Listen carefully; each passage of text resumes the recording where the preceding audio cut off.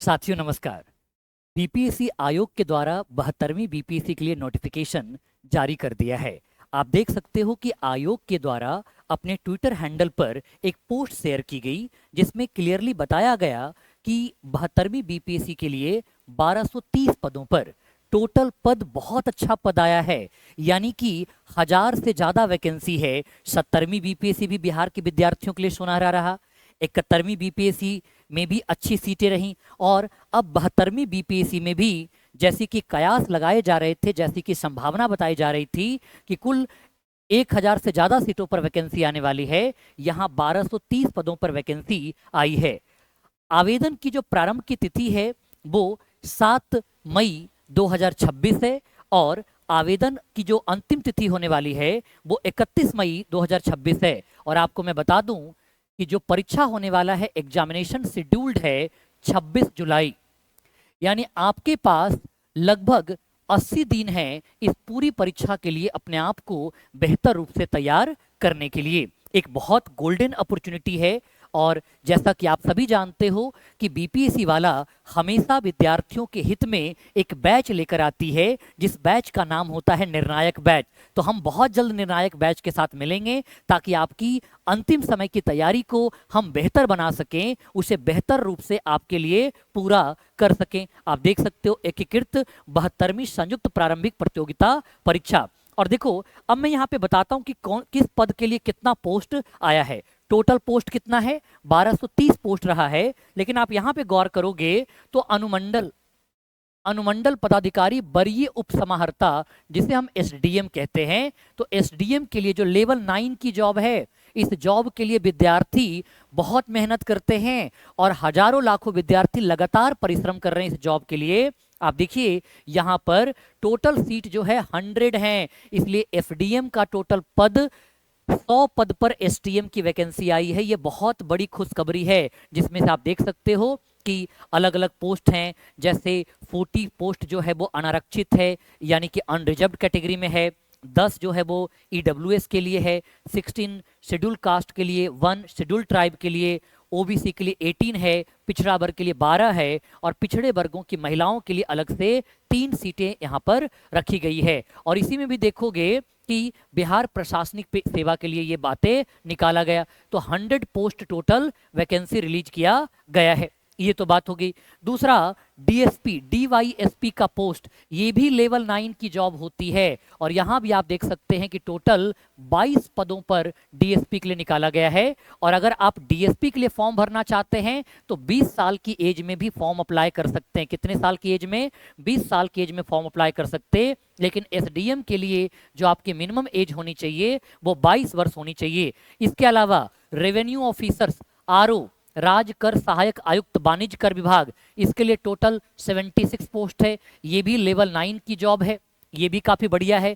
कर सहायक आयुक्त, अवर निर्वाचन पदाधिकारी, ये भी लेवल 9 की जॉब है। तो मतलब ये पूरी वैकेंसी में जो बहुत सारे पद लेवल 9 के लिए है उन सब के लिए आया है। चाहे आप श्रम अधीक्षक को देख लीजिए, अवर निबंधक को देख लीजिए, है ना। अवर निबंधक के लिए तो पोस्ट नहीं निकाला गया इस बार, इसके लिए तो पोस्ट नहीं है ना। लेकिन इसके अलावा आप श्रम अधीक्षक लेबर ऑफिसर के लिए है, सहायक निबंधक के लिए भी पोस्ट रहा है, जिला अंकेक्षण पदाधिकारी के लिए भी है। बिहार शिक्षा सेवा के लिए 9 पोस्ट रिलीज किए गए हैं। जिला अल्पसंख्यक कल्याण पदाधिकारी के लिए, इसके लिए कोई पोस्ट रिलीज नहीं किया गया है। हालांकि देखो ईक पदाधिकारी के लिए भी पोस्ट है। तो आप देख सकते हो कि जो सबसे बड़ी पोस्ट, जो सबसे डिमांडिंग पोस्ट होती है एसडीएम और डीएसपी, इन दोनों के लिए आई है। 100 पोस्ट एसडीएम के लिए है और 22 पोस्ट जो है वो डीएसपी के लिए हमें देखने को यहाँ पर मिल सकता है। तो ये तो वैकेंसी का विवरण हमें देखने को मिलता है कि किस वैकेंसी के लिए कितना। और टोटल पदों की बात करें तो टोटल जो पद हमें देखने को मिलते हैं वो कितना हमें देखने को मिलता है? टोटल पद आप देखोगे यहाँ पर 1230 पदों के लिए वैकेंसी रिलीज किया गया है। कितने पदों के लिए? 1230 पदों के लिए। वैसे आपको यहाँ पे ऊपर देखने को मिल जाएगा 1077 पद के लिए। इसके अलावा बाल विकास परियोजना पदाधिकारी, वित्तीय प्रशासनिक पदाधिकारी, अनुमंडल संरक्षण पदाधिकारी, इन सब के लिए भी टोटल पोस्ट निकाला गया 153। तो दोनों को जोड़ोगे तो कितना होगा? 1230 पदों के लिए वैकेंसी रिलीज किया गया है। अब यहाँ पे शैक्षणिक योग्यता क्या है? सबसे बड़ी बात जो विद्यार्थी बार बार पूछते हैं कि सर किस उम्र में हम यानी कि परीक्षा में शामिल होने के लिए हमारे पास क्या योग्यता होनी चाहिए। तो अगर हम योग्यता की बात करें तो 72वीं बीपीएससी परीक्षा के लिए जो योग्यता तय किया है वो आपके पास ग्रेजुएशन की डिग्री होनी चाहिए। किसकी? ग्रेजुएशन की डिग्री आपके पास होना चाहिए, और या तो कोई उसी के समतुल्य परीक्षा में उत्तीर्ण होना अनिवार्य है, या तो कोई इक्विवेलेंट परीक्षा पास किया हो और या तो आपने ग्रेजुएशन की डिग्री पास किया हो। बाल विकास परियोजना पदाधिकारी, पहले क्या होता था कि सीडीपीओ के लिए अलग से प्रीलिम्स और मेंस की परीक्षा होती थी, अब साथ में ही प्रीलिम्स की परीक्षा करा दिया जाता। इसके लिए आपको क्या डिग्री चाहिए? गृह विज्ञान, होम साइंस, मनोविज्ञान, साइकोलॉजी, समाजशास्त्र और लेबर एंड सोशल वेलफेयर, इनमें से कोई एक आपको वैकल्पिक विषय के तौर पर चयन करना पड़ेगा, ऑप्शनल विषय के तौर पर चयन करना पड़ेगा। तो एक तो आपके पास ग्रेजुएट की डिग्री होनी चाहिए, इसके अलावा इन चारों में से कोई एक आपको ऑप्शनल सब्जेक्ट के तौर पर चूज करना होगा। वित्तीय प्रशासनिक पदाधिकारी के लिए, इसके लिए एक तो आपको मान्यता प्राप्त विश्वविद्यालय से कॉमर्स, इकोनॉमी, गणित या स्टैटिस्टिक, 4 विषय, वाणिज्य, अर्थशास्त्र, गणित या सांख्यिकी में आपके पास ग्रेजुएशन का डिग्री होना चाहिए। अनुमंडल संरक्षण पदाधिकारी की बात करें तो मनोविज्ञान अथवा विधि में एक विषय से स्नातक डिग्री होना आवश्यक है। तो ये सारी चीजें हैं, ध्यान रखना। यहां पे प्रॉपरली लिखा है बीपीएससी ने कि ऑनलाइन आवेदन भरते समय आवेदक को शैक्षणिक योग्यता के कॉलम में स्नातक या समतुल्य उत्तीर्णता संबंधी पूर्ण सूचना देना अनिवार्य होगा। यानी आपको क्लियरली मेंशन करना होगा डिटेल कि आपने ग्रेजुएशन या उसी के इक्विवेलेंट कोई एग्जामिनेशन पास कर लिया है। इसका मतलब ये हुआ कि जो विद्यार्थी अभी ग्रेजुएशन कंप्लीट नहीं किए हैं, अपियरिंग ईयर में हैं, वह इस परीक्षा में शामिल नहीं हो सकते हैं, है ना, वह इस परीक्षा में शामिल नहीं हो सकते। ये आपको यहां पर ध्यान में रखना है। दूसरा ये भी कहता है कि विशेष शैक्षणिक योग्यता, आपकी जो स्पेशल एजुकेशनल क्वालिफिकेशन है या वैकल्पिक विषय वाले जो पद हैं उसको चयन करते हुए आपको ध्यान देना होगा और चयन करना होगा कि आपने विषय चुन रहे, तभी आपकी जो आवेदन की दावेदारी मान्य होगी। जैसे आपको बीपीएससी की जब परीक्षा शामिल करोगे तो उसके अलावा सीडीपीओ, वित्तीय प्रशासनिक, अनुमंडल संरक्षण, इसके लिए भी कॉलम में क्लिक करना पड़ेगा, तभी आपकी दावेदारी मानी जाएगी, अन्यथा केवल 72वीं के लिए ही दावेदारी आपकी मानी जाएगी। ये तो बात हुआ कि क्या क्या क्वालिफिकेशन है।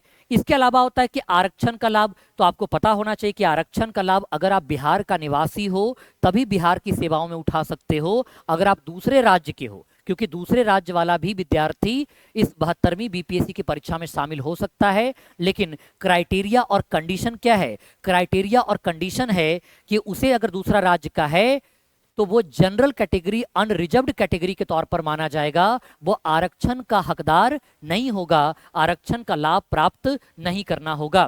तो ये आपको ध्यान रखना। यानी ऑनलाइन, गौर से मेरी बात को सुनना, ऑनलाइन आवेदन पत्र में आरक्षण का दावा अगर आप नहीं करते हो, आरक्षण का कॉलम आप फिल नहीं करते हो, तब आपको आरक्षण का लाभ नहीं मिलेगा। और अगर आरक्षण का दावा करते हो तो आपको प्रॉपर सर्टिफिकेट और डॉक्यूमेंट वहां पर मेंशन करना होगा। और आरक्षण का लाभ केवल बिहार के निवासी को मिलेगा, बाहर के जो निवासी हैं उनको आरक्षण का लाभ नहीं मिलेगा। इसलिए आरक्षण का लाभ प्राप्त करने के लिए आपको निवास प्रमाण पत्र, रेसिडेंशियल डोमिसाइल सर्टिफिकेट प्रोड्यूस करना होगा, जिससे यह साबित हो सके कि आप बिहार के निवासी हो। और दूसरा, जो भी आरक्षण आपको चाहिए, अगर आप ओबीसी आरक्षण चाहते हो तो आपको ओबीसी आरक्षण वाला प्रमाण पत्र जमा करना होगा, या तो आप एससी एसटी का चाहते हो तो एससी एसटी वाला आपको जारी करना होगा। यानी एक आप जाति प्रमाण पत्र जारी करोगे और एक निवास प्रमाण पत्र जारी करोगे तब जाकर के, और अगर आप ओबीसी से आते हो तब आपको एनसीएल जमा करना पड़ेगा, नॉन क्रीमी लेयर सर्टिफिकेट जमा करना पड़ेगा, जिससे यह साबित हो सके कि आप ओबीसी के अंतर्गत क्रीमी लेयर के दायरे में नहीं आते हो और आप आरक्षण के योग्य हो। ये सारी बातें ध्यान में रखना। कुछ बातें और हैं यहाँ पे कि जो विवाहित महिला हैं इनको लेकर के सवाल होता है कि विवाहित महिला का क्या होगा। तो यहाँ क्लियरली लिखा है कि आरक्षण का दावा करने वाली जो विवाहित महिलाएं होंगी, क्रीमी लेयर रहित प्रमाण पत्र उनके पिता के नाम एवं पता से निर्गत होना चाहिए। पिता के नाम से, यानी कि विवाहित महिला का भी ओबीसी सर्टिफिकेट जो नॉन क्रीमी का होगा वो पति के नाम से नहीं होगा, पिता के नाम से होगा।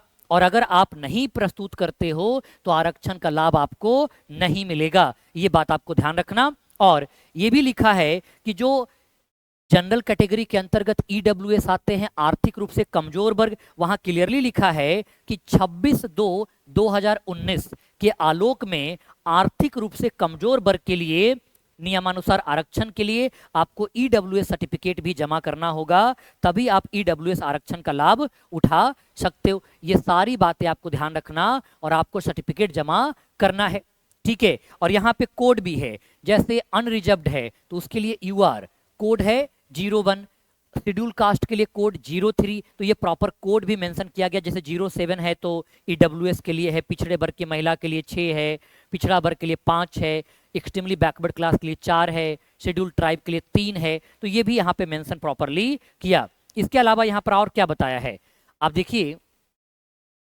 बिहार के मूल निवासी के लिए दिव्यांगजन जिनको कहते हैं डिजेबल, उनको भी आरक्षण का लाभ मिलेगा। उनको भी जो 4% क्षैतिज आरक्षण मिलता है, क्षैतिज का मतलब जैसे ओबीसी में भी दिव्यांग होते हैं तो ओबीसी के अंतर्गत उनको मिल जाएगा, एससी में, एसटी में, उस प्रकार से क्षैतिज आरक्षण उनको 4% मिलता है।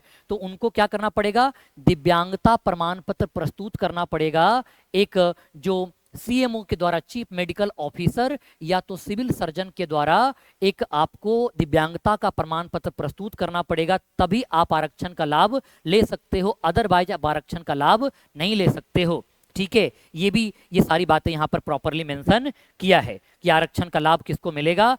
और सबसे बड़ी खुशखबरी कि महिलाओं को 35% आरक्षण है। महिलाओं के लिए तो और भी बड़ी खुशखबरी है, जो मेरी बहनें हैं, है ना, मेरी छोटी बहनें हैं, उनके लिए 35% आरक्षण की सुविधा है। तो बहनों को ये एग्जाम तो और ज़्यादा बढ़िया है उनके लिए कि प्रीलिम्स पास करेंगे तो भी सरकार पैसे उपलब्ध करवाते हैं, और यहाँ नौकरी में भी उनको 35% पदों पर आरक्षण का लाभ उपलब्ध करवाया जाता। तो ये भी आपको ध्यान रखना, इवन कि स्वतंत्रता सेनानी के पोता पोती नाती नतनी है, उनको भी 2% क्षैतिज आरक्षण मिलता है, लेकिन उनको भी प्रमाण पत्र प्रस्तुत करना होता। तो ये तो मेंशन किया कि किसको किसको आरक्षण मिलेगा, क्या सारी बातें हैं, ये सारी बातें देखने को मिलता है, ठीक है ना, ये ध्यान रखना। अब यहाँ पर उम्र सीमा क्या है, तो उम्र सीमा देखोगे तो मिनिमम जैसे डीएसपी पोस्ट के लिए 20 साल है, अगर 20 साल में मिनिमम आप ये फॉर्म अप्लाई कर सकते हो। इसके अलावा 21 वर्ष है, 22 वर्ष है, ये मिनिमम एज है। और जनरल वालों के लिए, अनरिजर्व्ड कैटेगरी के लिए जो मैक्सिमम एज क्राइटेरिया है वो 37 वर्ष है। अनारक्षित महिला के लिए, पिछड़ा वर्ग और अत्यंत पिछड़ा वर्ग के लिए 40 वर्ष है। अनुसूचित जाति जनजाति के लिए 42, महिला के लिए, पुरुष और महिला के लिए 42 साल है, यानी अधिकतम उम्र आप देख सकते हो 42 साल है। तो यहाँ पे मैक्सिमम एज तय किया है 42 साल। किसके लिए, तो शेड्यूल कास्ट और शेड्यूल ट्राइब के मेल और फीमेल के लिए, लेकिन पिछड़ा और अत्यंत पिछड़ा वर्ग पुरुष और महिला के लिए 40 साल, और वैसे ओवरऑल मैक्सिमम देखा जाए तो 37 ईयर्स देखा गया। और ये जो मैट्रिकुलेशन वाला आप सर्टिफिकेट जमा कराओगे ना, 10वीं क्लास वाला प्रमाण पत्र, इससे सत्यापित हो जाएगा आपकी आयु की, आपका आयु क्या है, ये भी आपको ध्यान रखना है, ठीक है।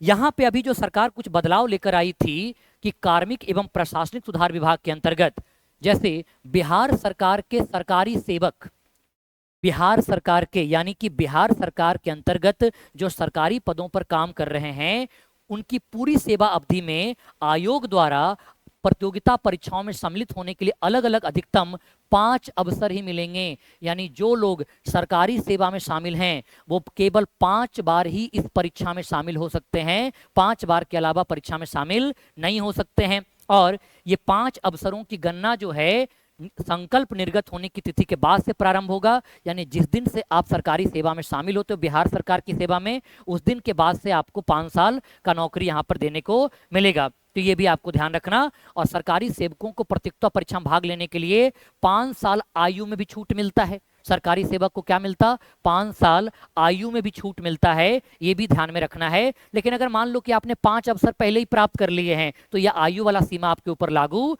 नहीं होगा। तो ये यहाँ पर प्रॉपरली मेंशन किया है कि किसको आरक्षण का लाभ मिलेगा और कौन क्या उम्र की सीमा मेंशन किया गया है। इसके अलावा आप देखो कि कि जो अधिकतम उम्र सीमा में छूट का दावा करते हैं उनको साक्षात्कार के समय आपको मूल प्रमाण पत्र प्रस्तुत करना पड़ेगा, जिससे यह साबित हो सके कि आप उम्र की सीमा का लाभ उठा सकते हो। बिहार पुलिस सेवा के लिए कुछ चीजें रहती हैं, क्वालिफिकेशंस रहता है, उनको भी आपको पालन करना पड़ेगा। शुल्क क्या है? तो 100 रुपया है। देखो इस बार जैसा कि आयोग ने कहा भी था कि 100 रुपया लगेगा, 100 रुपया में आप फॉर्म भर सकते हो। लेकिन वैसे अभ्यर्थी जिनके द्वारा ऑनलाइन आवेदन में पहचान पत्र के रूप में आधार संख्या अंकित नहीं किया जाता है, बायोमेट्रिक फीस के रूप में प्रत्येक परीक्षा के लिए नहीं है, तो उनको 200 रुपया का एक्स्ट्रा पे करना पड़ेगा। लेकिन जो अपना आधार नंबर भरते हैं उनको 100 रुपया में काम चल जाएगा। तो ओवरऑल तो सबको भरता ही है, 100 रुपया में काम चल जाएगा, इसमें कोई दिक्कत नहीं है। और ये आप देख सकते हो कि वही पेपर है, पेपर में देख लेते हैं कि क्या कुछ बदलाव किया है। अब देखते हैं कि पैटर्न कुछ बदला है कि नहीं बदला। तो प्रीलिम्स परीक्षा होगी और प्रीलिम्स परीक्षा में 150 अंकों की परीक्षा होगी, 150 प्रश्न पूछे जाएंगे, 150 के अंक प्रश्नों का उत्तर देना होगा। प्रश्नवार बहुविकल्पीय होगा, यानी कि ऑब्जेक्टिव बेस्ड क्वेश्चन आपको देखने को मिलता। बट जैसा कि अभी एक चर्चा में था कि अब 5वां ऑप्शन भी रहेगा, लेकिन 5वां ऑप्शन को लेकर कुछ क्लैरिटी है। मेरी बातों को ध्यान से सुनना कि क्या क्लैरिटी यहां पर मेंशन है। तो 5 विकल्प ABCD होगा और एक ई विकल्प भी होगा, और आपको पांचों में से कोई एक विकल्प चयन करना ही होगा। आप आंसर सीट को ब्लैंक नहीं छोड़ सकते हैं। अगर आप आंसर सीट को ब्लैंक छोड़ते हैं तो आपका 1/3 1/3 33% अंक जो है काट लिया जाएगा अनुत्तरित के लिए। इवन की अगर आप गलत उत्तर लगाते हैं तो इसके लिए भी 1/3 नेगेटिव मार्किंग है। इसका मतलब ये है कि पहले क्या था, जो आपका ई ऑप्शन होगा वो बेसिकली ये होगा अनअटेम्प्टेड, कि आपने प्रश्न का उत्तर नहीं दिया। ऑप्शन तो आपको उत्तर तो चारों में ही देना है, A B C और D में, लेकिन ई जो होगा वो लिखा रहेगा अनअटेम्प्टेड। और अगर आप ई को भी, अगर मान लो कि प्रश्न का उत्तर आपको नहीं आ रहा, आप वो प्रश्न अटेम्प्ट नहीं करना चाहते, तो आपको अनिवार्य रूप से ई कॉलम भरना ही होगा, नहीं तो फिर आपको नेगेटिव मार्किंग लगेगा। नहीं तो क्या लगेगा? आपको नेगेटिव मार्किंग लगेगा। ये भी बात आपको ध्यान में रखना है। ठीक है, बात समझ में आई। और जो प्रीलिम्स परीक्षा पास करोगे उसके बाद आपको मेंस की परीक्षा में होगा। सिलेबस ऑलरेडी मैंने आयोग, हमारा बीपीएससी वाला के चैनल है, उस पर मैंने बीपीएससी के सिलेबस को बहुत डिटेल से कवर करा रखा है, तो उसमें कोई दिक्कत नहीं। आप उस वीडियो को जाकर देख सकते हैं कि क्या क्या पूछा जा सकता है, ये सारी बातें। मेंस परीक्षा का भी सिलेबस मैंने डिस्कस किया है कि मेंस में 2 जीएस पेपर होते हैं, एक निबंध होता है, एक ऑप्शनल होता है, एक जनरल हिंदी, जबकि ऑप्शनल और जनरल हिंदी क्वालिफाइंग नेचर का पेपर होता है। तो ये आपके पास कई ऑप्शनल होते हैं, उसमें से आप किसी को चूज कर सकते हैं। बाल विकास योजना से डीपीओ के लिए 4 ऑप्शनल में से कोई एक चूज कर सकते हो। वित्तीय प्रशासनिक अधिकारी के लिए भी 4 ऑप्शनल में से कोई एक चूज कर सकते हो। अनुमंडल संरक्षण पदाधिकारी के लिए मनोविज्ञान या विधि में से कोई एक चूज कर सकते हो। तो ये सारी बातें यहाँ पर प्रॉपर मेंशन किया है। और हाँ, मेंस के लिए आपको ऑलवेज से पता है कि अलग पे फीस देना पड़ेगा। पेपर हिंदी और इंग्लिश के लिए रहेगा, तो इसमें कोई दिक्कत नहीं है। सिलेबस में कोई वैसा चेंजेज नहीं किया गया है, तो यहाँ पे वैसा कुछ भी चेंजेज नहीं किया गया है। तो ये ध्यान रखना कि सिलेबस में नहीं है, सारी चीजें वही हैं, तीनों बातें। ठीक है, बाकी मेधा सूची आपको पता है कि उसके आधार पर बात करते हैं, तो ये बेसिक है। और आपका आवेदन कब से भरा जाने वाला है? तो आपको आवेदन 7 मई से भरा जाएगा, यानी कि आज 5 मई हो चुका है, तो 2 दिन बाद से आवेदन आपका भरा जाएगा। 31 मई आपका लास्ट डेट है। तो अगर हम लास्ट डेट की बात करें तो 31 मई आपका लास्ट डेट है। और परीक्षा जो है वो आयोग ने अपने कैलेंडर में बताया है कि 26 जुलाई को होगा।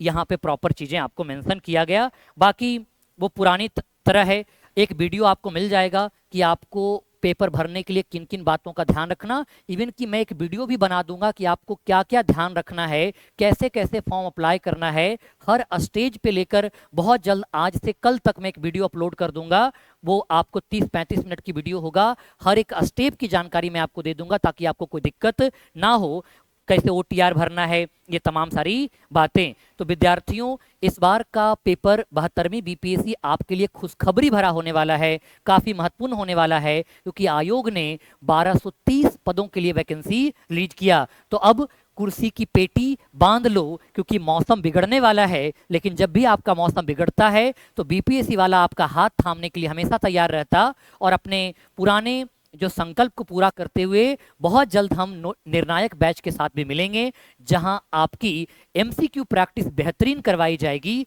ताकि आप अपने आप को अंतिम समय में बेहतर रूप से तैयार कर सको। ठीक है, बहुत बहुत धन्यवाद साथियों। बहुत जल्द क्लासेज के माध्यम से हमारी मुलाकात होगी और 72वीं बीपीएससी के लिए बहुत कुछ हम लोग लेकर बहुत जल्द मिलने वाले हैं। बहुत बहुत धन्यवाद साथियों।